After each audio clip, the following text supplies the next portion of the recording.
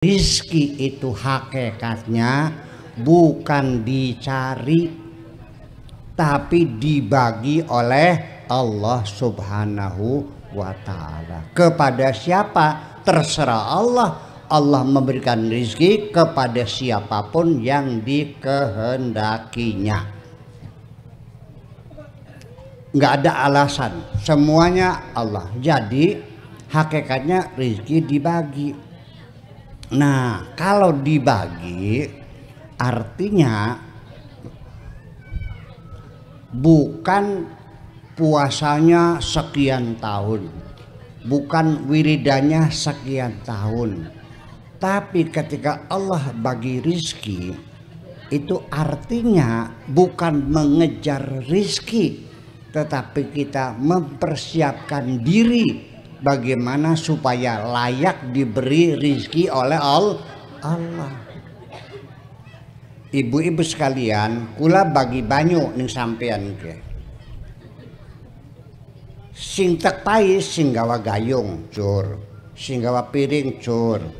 Baka sing beli gawa gayung, beli gawa piring, beli gawa gelas dikucurakan mende ning dasa sampean konon. Jadi kita mempersiapkan dulu bagaimana supaya layak diberi oleh Allah Subhanahu wa ta'ala. Satu, kalau yang layak diberi itu artinya Allah melihat bahwa ketika engkau diberi rezeki banyak, engkau semakin baik, engkau semakin jujur, semakin bertakwa, semakin soleh. Tapi kalau kitanya tidak layak diberi, kalau diberi malah jadi rusak, apa artinya? Itu namanya istidraj, ya, mencelakakan kita.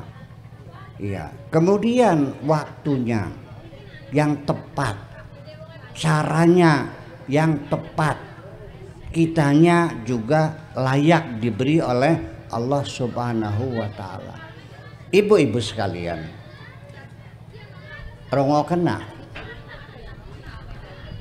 wong sugih tak takoni orang kaya. Saya nanya, Bapak punya sawah 80 hektar, ceritanya bagaimana bisa kaya raya ini? Anu Pak Kiai, saya tuh 20 tahun tuh makan dengan endas petek baik,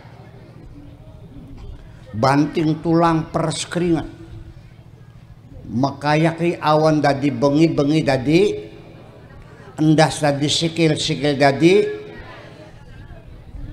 Ini bukan hasil korupsi, bukan hasil ngerampok, ini betul-betul peras keringat banting tulang.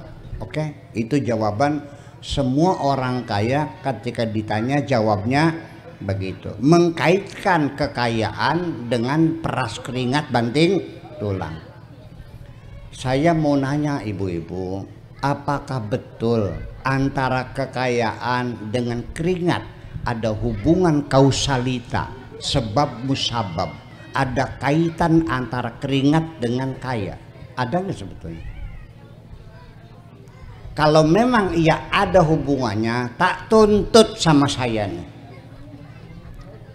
Kenapa tukang sekop pasir di Kertas Maya yang setiap hari berkeringat sampai sekarang nggak ada yang kaya? Kenapa? Ayo, betul nggak? Ada nggak orang yang kerja banting tulang tetap melarat? Ada nggak? Ada nggak yang santai-santai saja tapi kaya? Ada nggak? Itu kita paham bahwa rezeki itu adalah pemberian Allah. Ini formalitas. Tukang macul sehari berapa bayarannya? Berapa sehari, Bu? 80. 80. Pak Habibie sehari berapa bayarannya? 1 miliar. Apa bedanya? Ini kerjanya kerja otot, ini kerjanya kerja otak.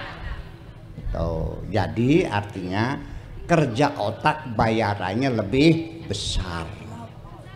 Ibadah juga sama. Kalau ibadahnya ibadah jasad, ibadah badan, bayarannya kecil. Puasa oli kempongnya baik, sembayang jungkir balik oli ngantuknya baik. Yang bayarannya mahal ibadatul qulub, ibadah hati, Bu. Masya Allah. Ibadah apa ya? Sabar, tawakal, husnuzon, zuhud, gitu. Iya, menyantuni orang-orang yang susah, belas kasihan, kemesraan, cinta, zuhud. Itu namanya ibadah hati yang membentuk moral. Kalau ibadah seremonial mah gerada geruduk ning masjid ka sembayangnya mah rajin jamaah ke tukarannya gak rajin. Betul nggak?